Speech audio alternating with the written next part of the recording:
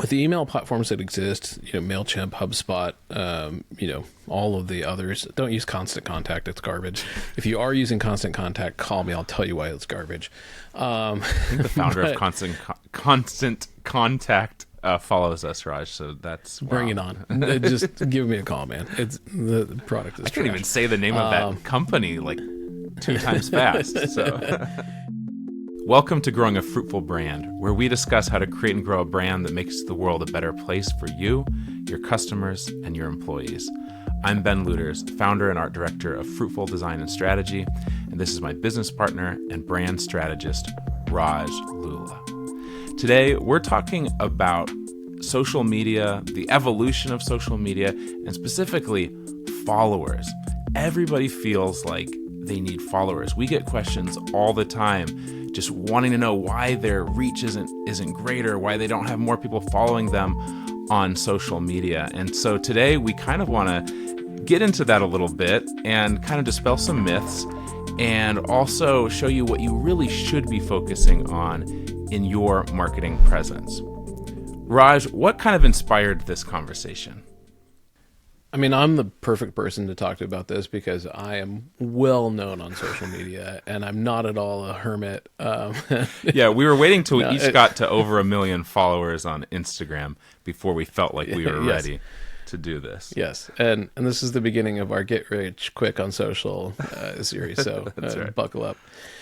A couple things inspired this. One is we get asked about this a lot from our clients. I mean, this just happened again recently with a client that we dearly love, and then the other thing that really inspired this was that I listened to a talk by Jack Conte, the founder of Patreon. He gave at South by Southwest that named a pain that we've been experiencing on social, and I think everybody's been experiencing on social for the last probably 4 or 5 years, where it just seems like all of a sudden attention sort of dried up. Even when you have, I think Fruitful's got 1,000 or so followers, maybe more on social.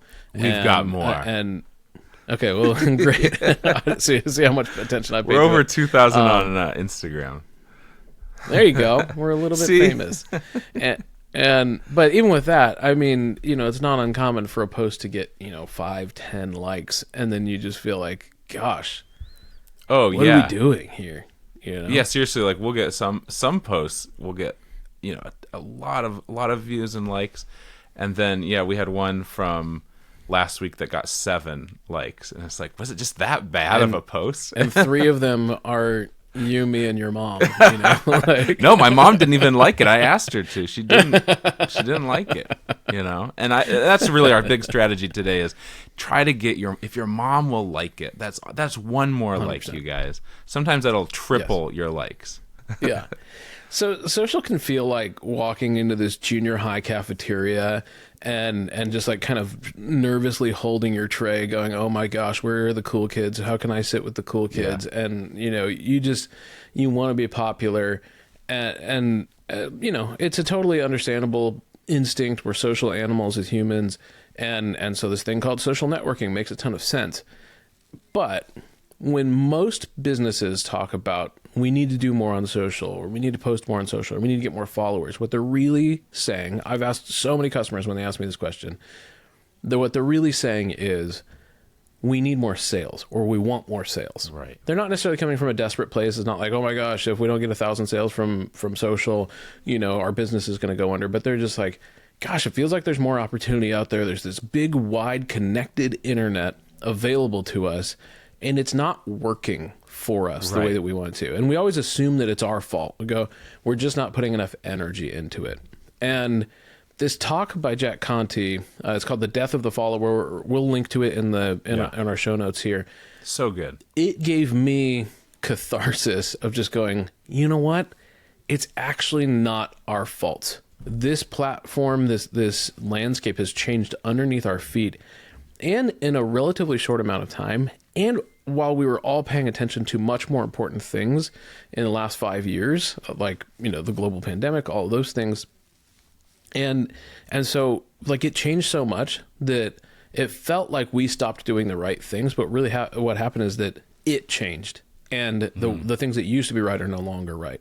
So we just wanted to give people like a little comfort today and go, hey, it's not just you. You're not, it's not your imagination. Stuff that used to work does no longer work. And so we either have to really switch up our social strategy, or we have to start with that top goal of, hey, this is really about sales, and this may no longer be the right place to go get those sales. Right. It might be a piece of how we get those sales, but it may not be the like wide open, free, easy to connect place that it used to be. And we can accept that. We can name that and go, okay, maybe we should adopt a different strategy then. Yeah, that's a great point. I just want to say, again, for folks, definitely check out this link to Jack Conte's talk in this post, Death of the Follower. It really is amazing. And he tells a lot of stories. He talks about basically, he's co-founder of the band Pomplamoose, and kind of how his band and his music kind of experienced these different kind of eras of the internet, and how really one of the things that I found really helpful about it that we'll get into, I think, more in a bit, is it takes a little bit of some of the guilt or shame, or like, is it my fault? Am I just so bad? Is that why people aren't liking my things or seeing my things or commenting on my things? And some of it might be, but a lot of it is just the algorithm, is against us in a lot of ways. Yeah. I think it's probably important for us to give a little context for this for people who don't have an hour to listen to Jack's talk. Although if you're serious about marketing, I do think you should think about this. But, so why a guy from a random band you may not have heard of? Why do we care what he thinks about the social internet? So Pomplamoose is a band that it grew up on the internet, and, just like any other kind of independent band, playing shows to empty rooms, all those kinds of things that all of us with a music background understand all too well. Been there. And yeah, exactly. And so, the internet was an opportunity for Jack and his wife, Natalie, to put their music out there into the world.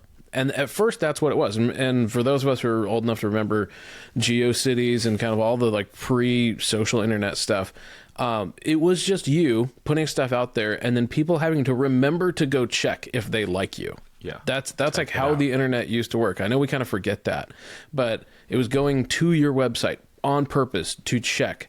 Email marketing wasn't even really huge at that time. And so it was people remembering to go. I mean, there were these things people had called blog rolls, where they would like go and specifically visit the same blogs every day to see if there was a new post. Horribly inefficient and not connected. And you can see why. The next thing that kind of happened was the follow button. You had this opportunity to be like, oh, hey, can you just remind me when, Jack and Natalie have new music up? Would that be okay? And that's where YouTube kind of got its main traction, was this idea of just like, hey, you can stay connected with the people who are creating things that you love. And that's brilliant. We can learn anything from, doing mechanical work on your car to learning how to do business, to watching people make music, to watching people, fail at things. It's great to be able to follow things that you're interested in. And that's where I think a lot of our brains are still operating when it comes to thinking about social. We go, hey, if we just grew a following of people who care about the thing that we talk about, and then that will be our direct line of communication to them, so we can let them know when we've got something available for them, or we can remind them that we exist, or we can show them that what we do works, then they will buy from us. I want to just say that, like, that's a totally normal way to think about the internet. Like that's what we've experienced largely since, I'd say, probably about 2010, and maybe a little bit later than that, but overall it's like, if we can connect with people to follow us, if we make stuff that's good enough, or if we tell our story well enough out there, then people will follow us, they'll be connected to us, we will make money. But what happened though is that in the meantime, we went from direct followers getting their content from the people who are creating for them, to then we got this timeline thing that, was kind of inspired by Twitter. And at first it's chronological. The people you're following are like, just as soon as stuff comes out, and it's difficult because you got to post a lot. That's a lot of work, but that, hey, yeah, exactly. We care about what we're doing. So we're going to put in the work to get that stuff out there. But then it went to what Jack calls the ranked feed. And that's when, the number of likes or shares or angry comments increases how relevant things are on the internet. So if you've ever said the words Twitter is a dumpster fire, this is why. It's the ranked timeline. Yeah. And TikTok really is the thing that really made this like hot, and everyone felt like they needed to have, just the most like kind of viral stuff being shown to people. And so TikTok actually took that to another level, because on the ranked internet, it was basically if you could gamify engagement. That's why if you remember seeing a few years ago, the, one candy has to die. Which one is it? And it's like A, B, C, or D. And people posted around Halloween, and it's, the Reese's Peanut Butter Cup, the Almond Joy, the Snickers bar, the packet of M&Ms. And if you can just gamify engagement, people will be like, oh, Almond Joys are disgusting. And then you get lots of comments, and then your stuff gets seen, and then your page is seen as relevant. And so all of your other stuff gets seen because Facebook or Instagram, whoever, thinks that you are a relevant creator. That was how it used to be gamed, probably mid 2010s, 2015 and on. But what Ben's talking about here with TikTok is then, TikTok, the, genius and evil of TikTok is kind of this predictive ranking, going, hey, we're not even going to bother with what people are engaging with. We're going to go with what we think you will like based on what you individually engage with. And that's really determined by watch time. How long are you sticking around to watch a video like this? How long are you sticking around to, watch that person get ice water dumped on their head, or to fall down the stairs, or talk about ADHD, or whatever your particular thing is? And then they're just going to feed you more and more like that. And then they're going to vary it a little, go, if you like, a bearded man talking about ADHD, would you like to see an attractive lady talking about ADHD? Would you like to see an attractive lady doing a dance on an airplane? Like all of those things. And just like it's figuring you out, and then it feeds you stuff over and over and over again, because the platform's primary concern is getting you to stick around so they can put ads in front of your eyeballs. Really, from the time that Mark Zuckerberg decided to allow ads on Facebook, to TikTok predicting what is going to keep you on the platform the longest, there's a straight line, because it's all about how these companies can maximize shareholder revenue. And one thing that I love that Jack says is that they're not wrong for doing this from a business perspective. Right. Like, it works. This is the best way for them to make money. Yeah. However, it does not mean that is good for you as a business, or even good for creators in general.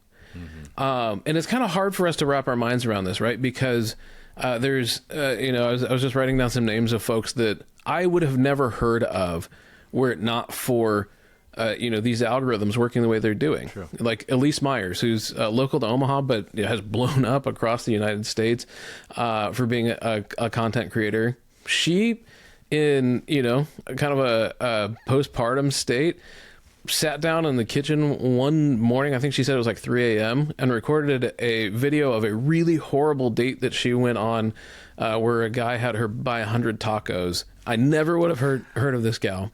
But now she's one of my favorite comedians. She's one of my favorite presences on social. She's like everybody's friend, who says that it's okay to be anxious and be normal, and it makes life very comfortable for the rest of us. And I never would have heard of her if it were not for TikTok's predictive algorithm. There are things to be thankful in that. And when we watch people like Elise do it, we go, well, we could do it too if we just try hard enough. And there's a certain amount of that's true. But also, one thing I want to just like make you feel better in going is, like, by the time you have figured out what could make it work, like if you analyzed all of Elise's videos and went, oh, okay, you tell a vulnerable story and you're funny while you do it, and she uses lots of emojis and all those things. Like, if you replicated the whole thing, it would be too late, because the algorithm changes fast enough, Right. because everybody has that idea, right? Everybody goes, oh, okay, I have to be like Elise. I need to tell a vulnerable story. I need to put emojis on the screen, quick cuts, all those things. That no longer becomes the thing that keeps watch time. And TikTok does not care about anything else. There's Pamplemousse, a band that I enjoy. They had a great Christmas album one year that's still part of our kind of family holiday soundtrack. Marquez Brownlee from MKBHD on YouTube, who's arguably the best tech reviewer in the world. These are folks that this is not the CBS Evening News. This is not Dateline. We're Right. getting our information, we're getting our entertainment in an entirely new way. And there's a lot to be thankful for there. And at the same time, Jack is 100% right that these platforms will only continue to promote Elise and Pamplemousse and Marquez as long as they're making content that keeps watch time up. Exactly. And most folks can only do that if it's more or less their full-time thing, that they pay a lot of attention to how to make content that is incredibly engaging. And that's very, very difficult to do. I've actually literally taken a course on this. I know more or less how to do it, and it's still very difficult to do. Oh yeah, absolutely.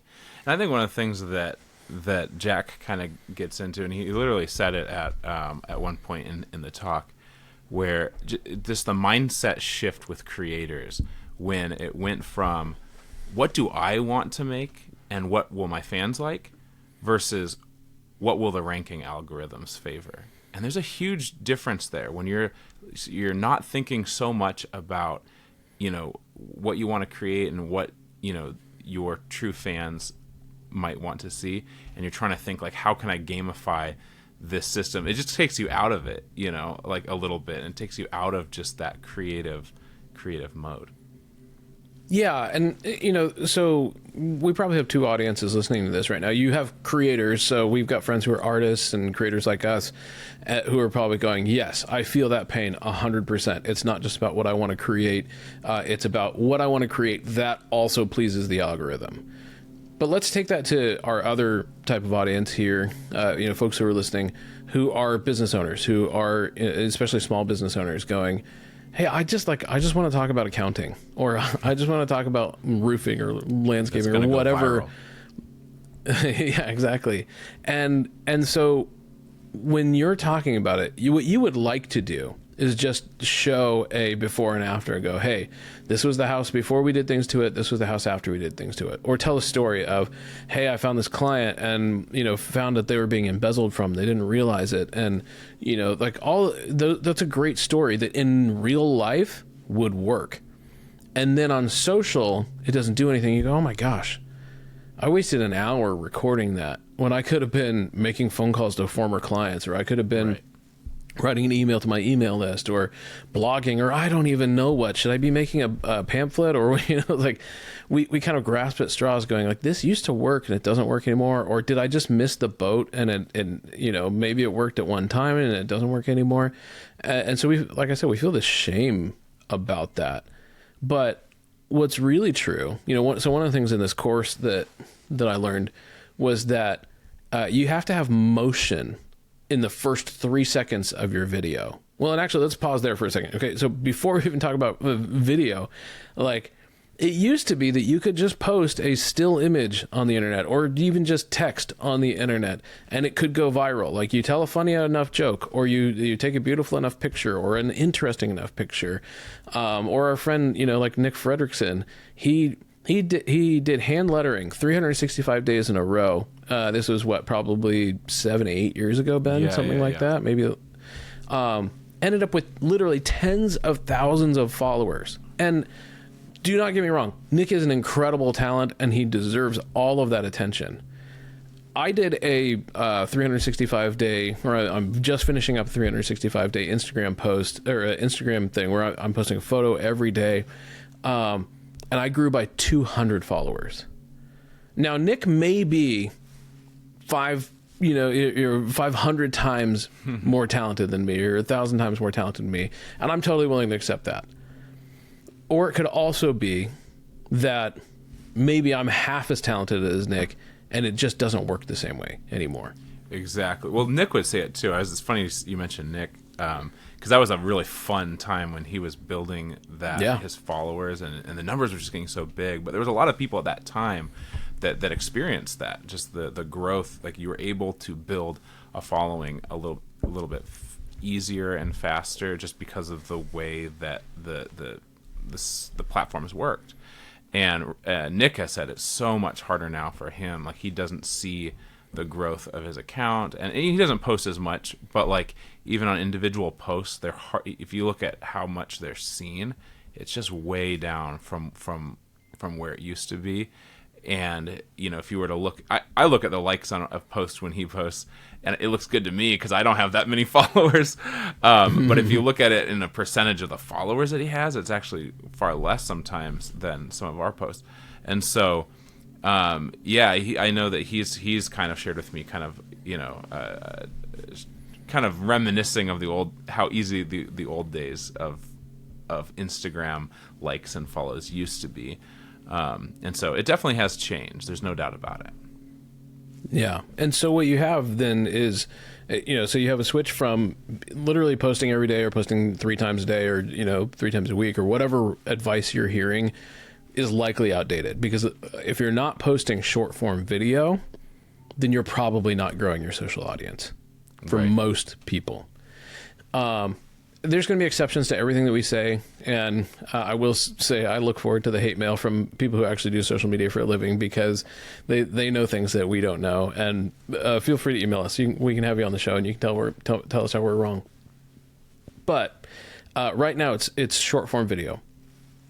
And that thing that I was just saying about how you have to have motion in the first 3 seconds of a short form video. So literally, like, instead of me sitting here in a chair talking to you like this, if I were just in the process of sitting down, I feel like you and I should be like moving around a little bit more and exploring the space, lifting objects so that we get better screenshots and stuff.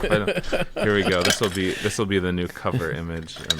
Oh yeah, and that's got a little clink to it too, so you can do some ASMR with the noises, and I can try scratching my notebook and stuff.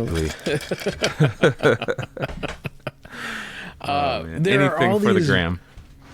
Yeah, there are all these rules now to like how to make sure that somebody does not swipe off of your video in the first few seconds.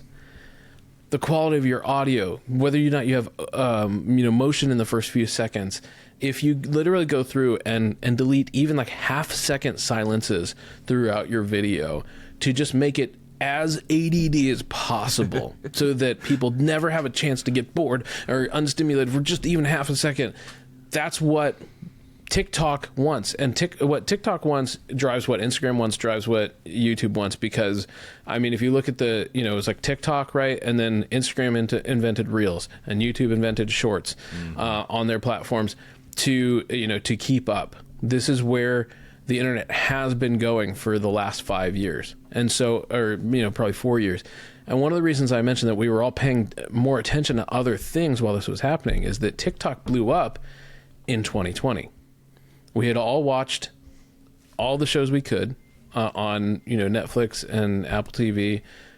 Thank God for Ted Lasso that, saved a lot of us from, more severe depression during that time. And so we were scrolling, and TikTok was the high dopamine, only slightly better for you than sugar way of arguably feeling good. Yeah. I'm not even sure if it's even better than for you than sugar. And so as it blew up, then the rest of the internet goes, oh my gosh, we got to keep up with this, because still photos are too boring now. Long form content is too boring now. People are losing, they're not sticking around. They're going to TikTok, and man, it was crazy to watch. The only thing I've ever seen like this was when Tinder came out. I was working in retail, and people, I would just watch people like in the middle of a bookstore, just like swiping left and right, trying to find the love of their life on this thing. When really, honestly, taking 3 of those girls out for dates is probably a much better track than like searching the entire internet for based off of a picture for the person that you could love. But that's the only other time I've seen such a revolution in the way that people are consuming content, like change really, really fast and being so obsessed that now, I mean, it's totally common, right? You go out to Early Bird, for brunch on a weekend, and between the time that people place an order and the time that they eat their food, somebody at the table is mostly likely going to be on TikTok, probably on silent, going flip, flip, flip, flip, trying to find a video that entertains them. It has become this like self-medicating. I think Scott Galloway said that like, TikTok is the new smoking.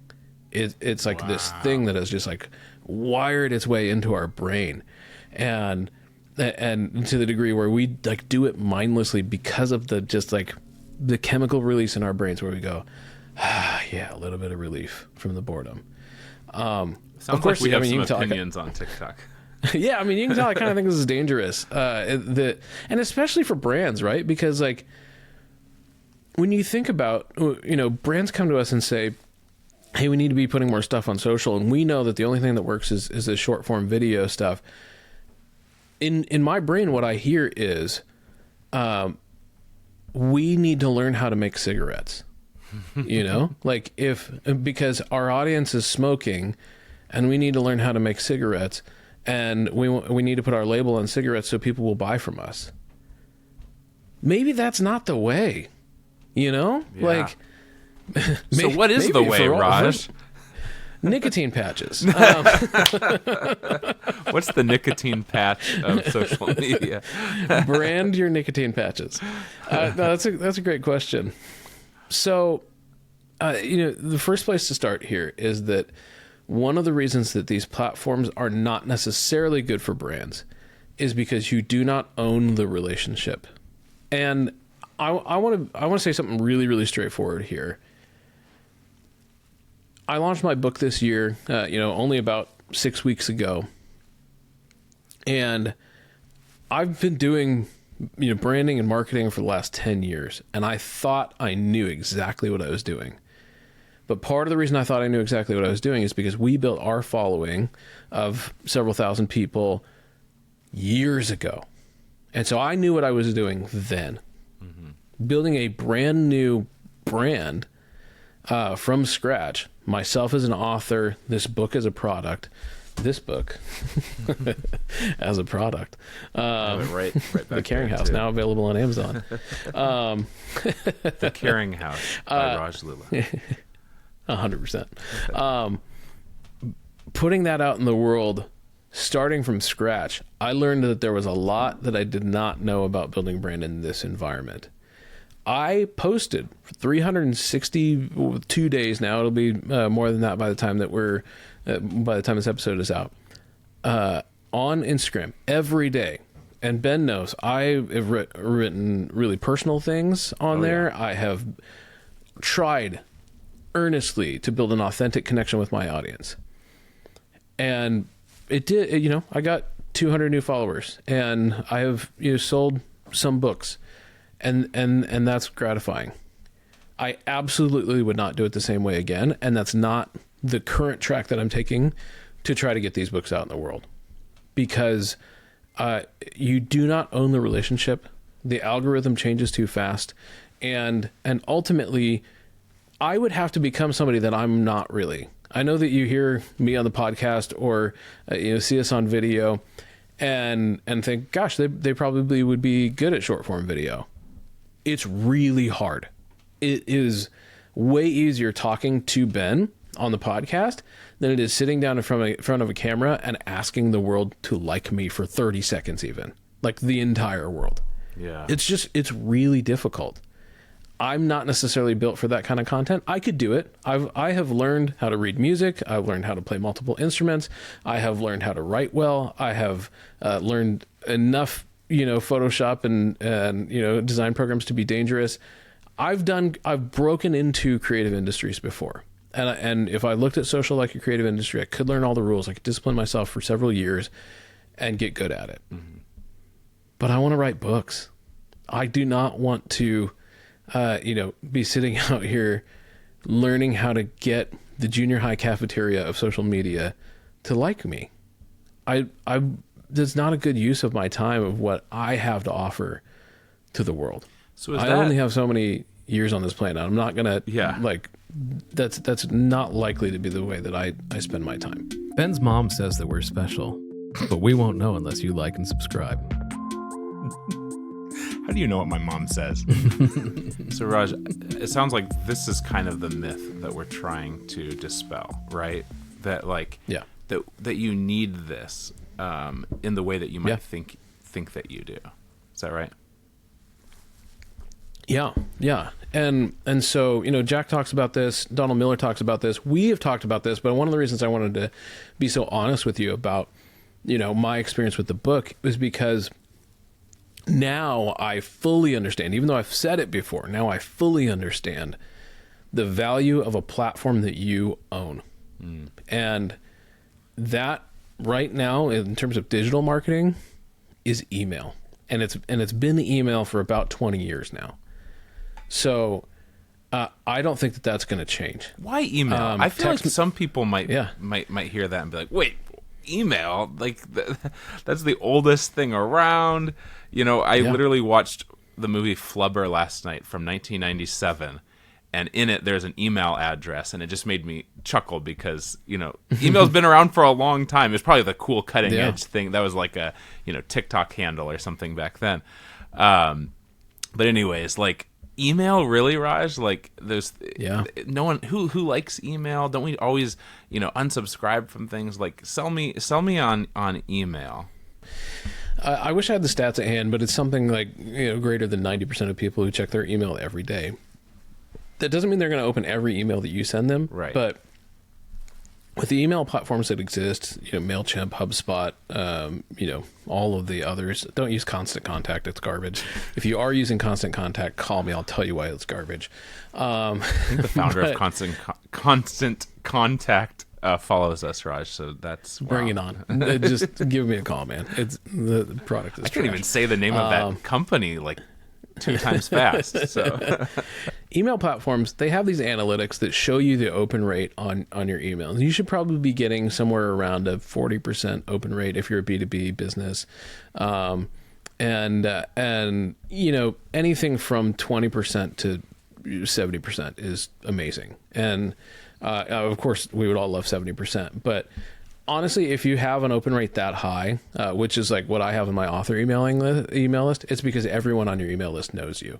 And so there's good and bad with that. A 40% rate is actually really great. And so what you can see from that, though, is you go, okay, every time I send out an email to my list, 40% of the people open it, which means that you could probably literally send that same email out 2 more times, and new people would read it every time. And the other people who already read it would probably just ignore it. And so in order to actually saturate your entire email list, you could send literally like more or less the same email 3 times. You might change the subject line or something so you don't get marked as spam, but you could more or less send the same email out and you'd be hitting people. But there's visual with that, or there's there's transparency with that. You have an idea, because you can even tell who has opened your email list. When's the last time a social platform allowed you to see which of your followers viewed your video? That's true. You can see who likes it, but that's a little different. You can see who likes it. On stories, you can see who's seen your stories. Right.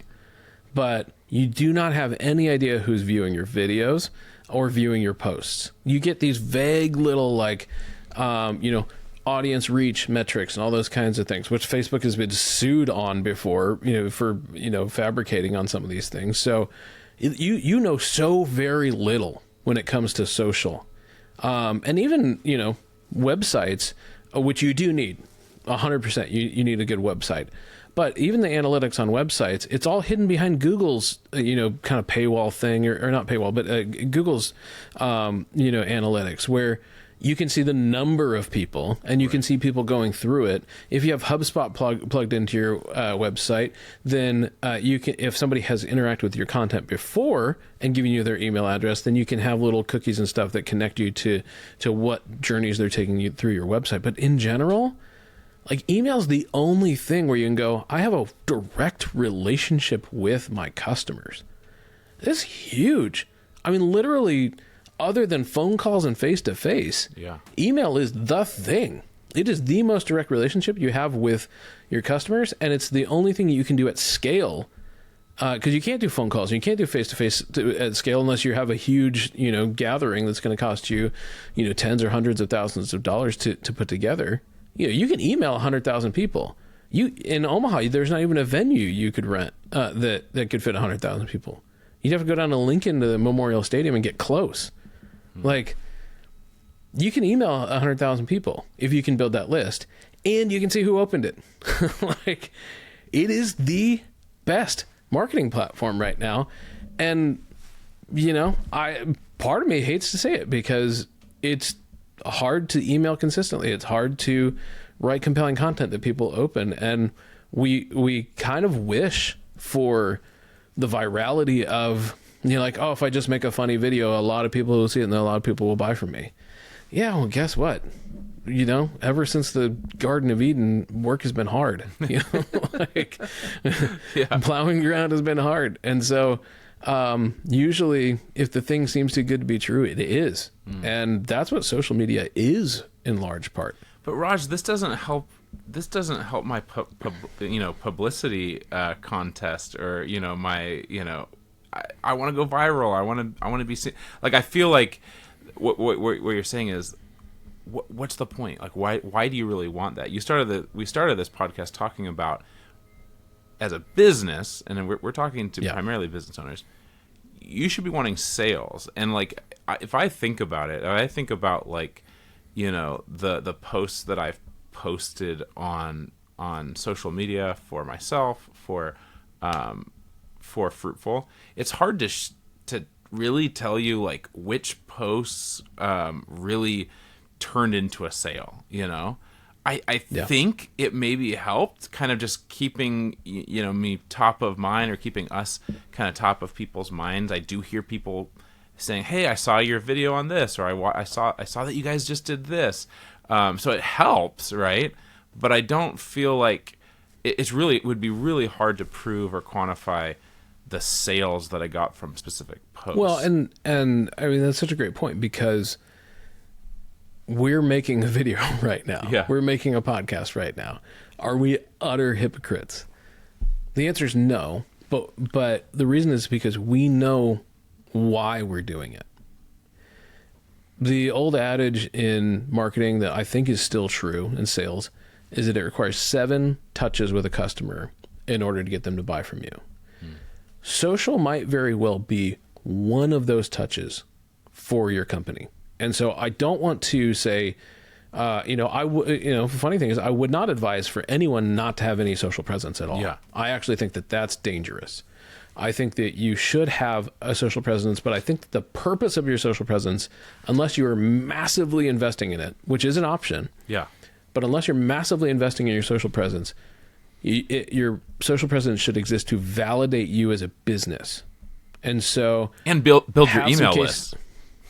Yes, yeah. So, first primary purpose, I would say, is to validate you as a business. Just go, hey, this business is open for business. We still exist. We have happy customers.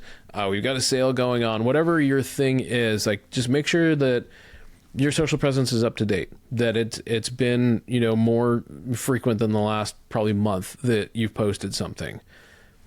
Try to post weekly, I think would be a good goal. But use it as validation. So, I mean, kind of think through your buyer's digital journey here, right? So maybe they Google you. Maybe they go to your website. So that's one touch right there. They go to your website. Maybe, they see a post from you on social. That's 2. Maybe you have a lead generator that is really, really interesting to them, and you post that both on social and on your website. And so they give you their email address. Okay, that's 3 touches there. Now, touches 4, 5, 6, and 7 can happen over email. Or, if they're on your email list and you can offer them a free consultation. And so maybe touch 6 or 7 could be a phone call or a Zoom call or a audit of their, website or something like that. You have a way to build those other touches. But, I mean, look at that, though. You go from like really hard scraping it to get somebody to get to your website, really hard getting somebody to pay attention to you on social, really hard getting them to give you your email address to 4, 5, 6, and 7 immediately. It's like, it's so much easier once you're in contact with your customer to get those extra touches. So validation first, 100%, is go, hey, they might check up on us. They might see our reviews. They might want to know that we're open for business. See who else likes them. And that's one of the great things about social, right? Is that, oh, Ben Looters also likes this page. Oh, I didn't know Ben was also shopping for gutters or whatever. And then you can have a conversation with Ben and go, hey, did you like your gutter company, or did you work with these guys? And so social validation is good. I'm not saying that that's bad at all. What I am saying is that most people's expectations of an internet where you can post something that's just funny enough or just interesting enough, and you're going to get 1,000 likes and 10,000 shares, those days are mostly over for most people. Almost everything that you see that performs extraordinarily well is so well calibrated. Even if you can't recognize, even though you don't know that, like, they're doing motion in the first 3 seconds, and the music is a trending audio, and there's captions so people can watch it on silent, and there's a hook of some kind, and there's a payoff 30 seconds into the video, and all of those things that are gamified for the watch time. Even if you don't recognize that those things are happening, those are all happening. You could dissect a million videos and go, that one worked because the UPS truck came in and the goats fell down, and so there was an immediate setup and payoff in that one. It's a lot of the concepts of comedy and movies and all those things just in a minute form. So you can't waste a single second on these videos. If you're not going to bother with that stuff, if you're not going to highly engineer your content, probably hiring professional people to help you edit, all of those things, then just use social to validate, and use social to get people to your email somehow. So offer compelling, if you're B2C, probably compelling discounts, or, an exclusive look at an upcoming line or something like that. If you're B2B, then it's going to be a tool or a video series that's slower. It can be even just you recording a tutorial on how to do your taxes or something like that. Or some changes that are coming up that business owners should know about, those types of things. That will get people on your email address, and then you've got them in a slow, calm environment where you can actually talk to your customer instead of trying to figure out how to be famous. Be famous if you want to be. I mean, that's totally fine. But famous and rich are not the same thing. Yeah, exactly. Yeah, exactly. Yeah. Exactly. I mean, there's a couple things that come to mind, and we probably should get into it a little bit. One is that YouTube is different than some of the others because you get enough views, you actually do get money. So that's interesting. And so I've seen guys like Marquez Brownlee talk about how that's why YouTube's the best platform. But then similarly, one of the things I feel like we kind of have to mention, since we've been referencing Jack Conte of Patreon so much, is what are our thoughts about things like platforms like Substack, platforms like Patreon, where the idea being you can get those true fans, the ones that will actually come to your show or whatever, the ones that will actually come to your event, those kinds of people who actually invest in you, that you invest in them, give them special, access, special perks, whatever, and in return they actually pay you, they actually subscribe to you, not just that they follow you, but they actually will pay you for your content. Any any thoughts about those platforms, Raj? And are those things that business leaders should be thinking about and considering as ways to generate revenue? If you're a business leader who is interested in that kind of work, in a subscription revenue kind of model for your expertise, and you have a plan to do that, absolutely, these are great platforms. There's also other things you can do, like paid masterminds or consulting, coaching, all that. I mean, most of that stuff, if you're at that level, is pretty obvious to you. what might be a little bit different in the case like this is a lower paid format. Instead of charging $5,000 to one person, charging $5 a month to 1,000 people, it might be kind of a different concept for you. And so it might be one that you consider as a business model. For artists and creatives, definitely what I would actually most likely consider, instead of trying to go viral all the time, work really diligently on building your Substack or Patreon, or at the very least email list, so that you have a direct relationship with your customers. I'm going out and doing a book signing tomorrow, and one of the things I'm going to do is collect as many email addresses as possible. Smart. And I've got another one in 2 weeks at Postscript in Ashland, and again, I'm going to be working on collecting some email addresses. And one of the ways I'm going to do that is I'm going to give away the digital copy of the book to anybody who buys a physical copy, but they have to give me their email address so I can send it to them. Yeah, and so I'm providing value immediately by giving them that. And when I release the audiobook, I'll probably do the same thing, that anybody who buys the physical copy, I'll give the digital and the audiobook to, in exchange for the relationship, which I think is a fair trade. Yeah. That's so providing really value to people. Though. Yeah. Like giving the value, that people value their email address, and that you understand that, like, in order to be given that, you need to give something that you think that they will love and appreciate. Yeah, you got to earn it. Yeah. You got to earn it. And then if you have a paid thing that, like, if you're creating something consistently of value for them, then great, do that. For everybody else, I mean, just recognize that more or less Substack is an email and blogging platform, and you could recreate the value of Substack in HubSpot, in MailChimp, in any of the other email platforms. But the reason why we're seeing the rise of these platforms, Patreon, Substack, and others, is because people want that direct relationship with their audience, and they do want a way to monetize it. That happens to be a really great way. Subscription revenue is a great way of monetizing if you have something of value. I will say people have subscription fatigue. I just canceled Netflix even because I was just like, you know what? I don't watch it that much. I'm this close. Yeah, I don't use it that much. Yeah, and ever since The Crown ended, Oh, that's true. I'm not done with The Crown, actually. So that's how they probably keep you the in. last. That's the last thing. But I will say, I might come back to it and then kind of binge whatever I missed and then leave it again. I will say last night I rejoined Max because they exclusively released John Green's new movie, Turtles All the Way Down. Oh, have you seen it? And I really want.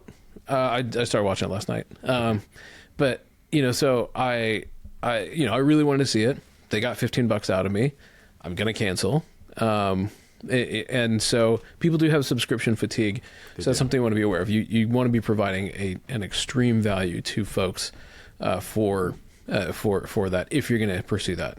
Otherwise, just provide value to them for free on your email list, and then sell whatever it is that you sell for a living, your tax services or landscaping or whatever you do, and you will see a much greater conversion rate on email than you do on social. The numbers used to be, I don't know what they are today, but the numbers used to be you can expect about 1 to 100, sales ratio on your email list, and about 1 to 10,000 on social.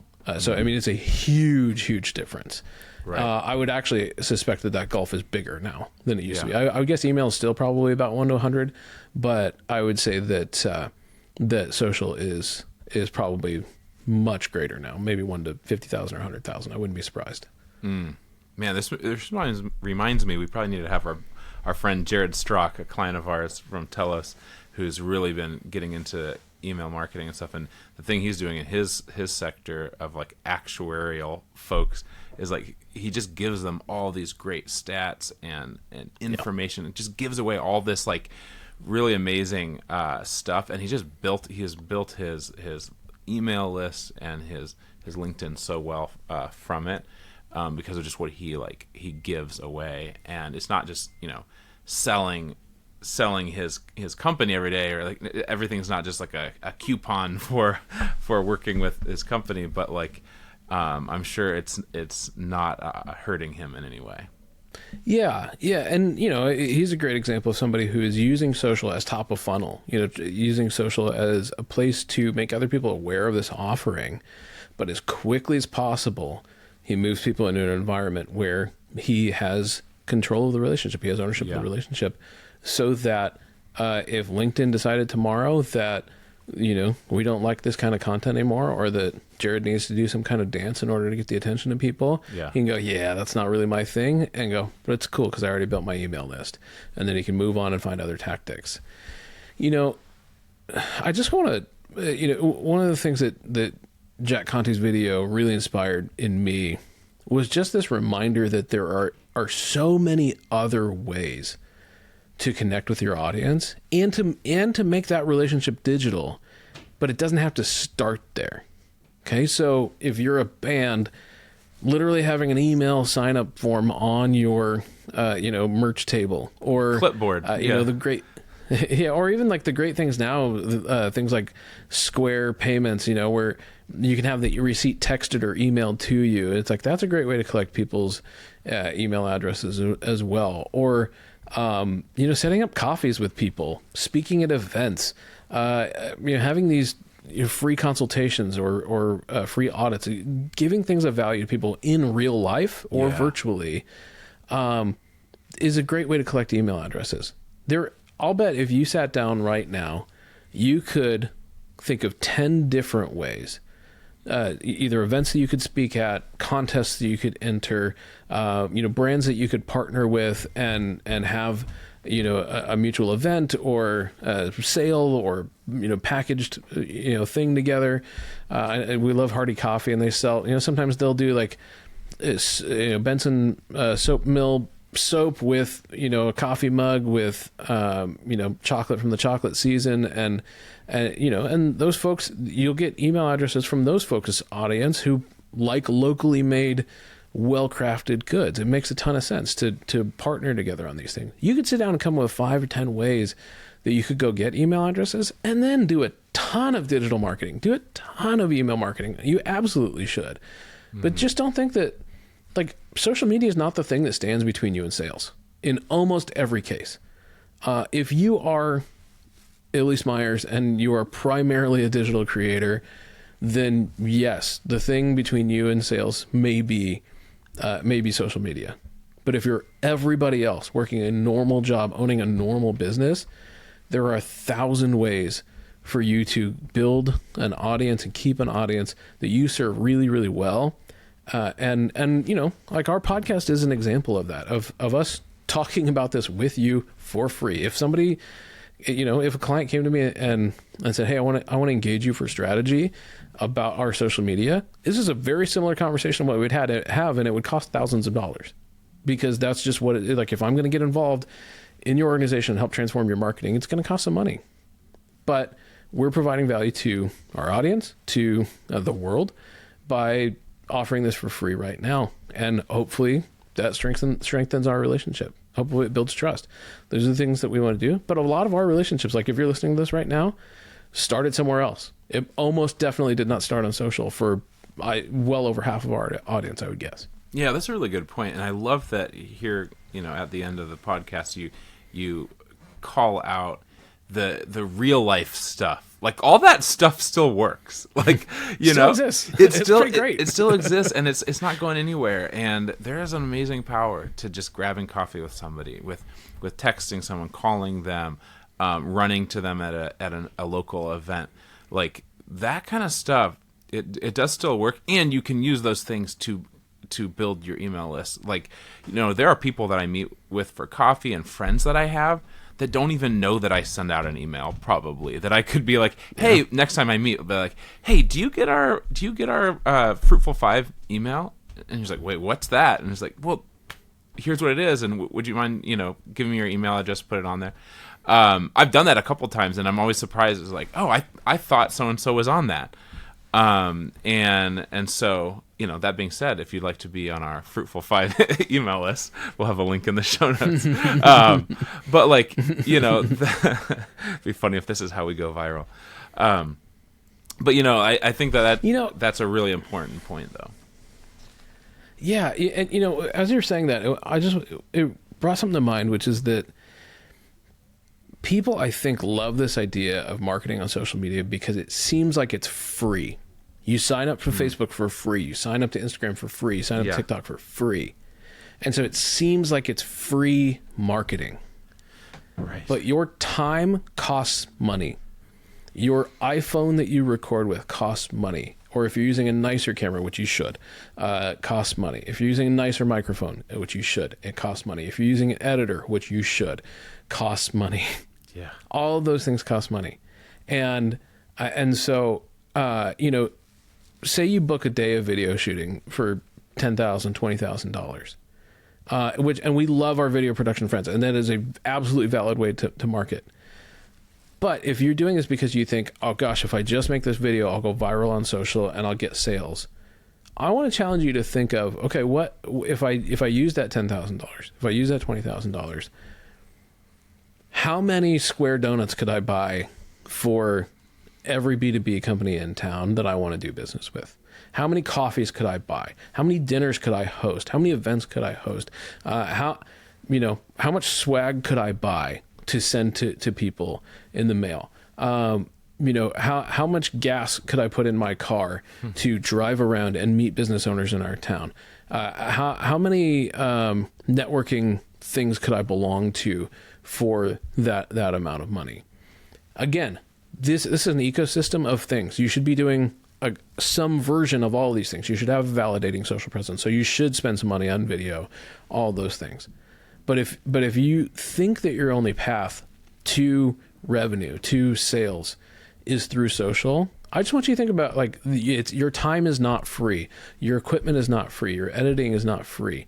All of those things do cost money. And if you actually added up the value of those things on social, typically your ROI would be very, very poor. Again, not to say that we shouldn't do it at all, because top of funnel, it usually is very expensive and very poor ROI.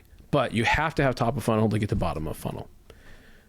So I'm not saying not to do it at all, but I am saying that, like, this belief that social is this free place where we can get amplified attention for free is just an absolute myth. And you are more creative, you are more hardworking and diligent as a business owner. You can come up with many, many better ways to grow your email list, to grow your sales, than praying to the gods of social media and to the algorithm to make you prosperous.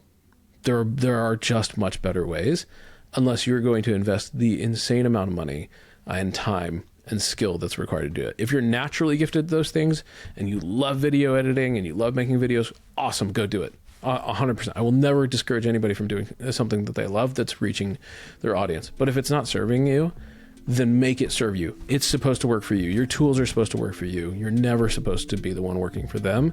That's a pretty good sign it's a bad tool. You can absolutely do this. There are 1,000 ways that you could go build relationships with other people and turn them into sales with less frustration than you can do on social. Thanks for joining us today on Growing a Fruitful Brand. If you found today's show helpful, don't forget to subscribe and consider sharing it with someone who might also enjoy it. And if you'd like to work with Fruitful on a branding, website, or messaging project of your own, you can always reach out on our website, fruitful.design. Until next time, don't forget to grow something good. You jerk.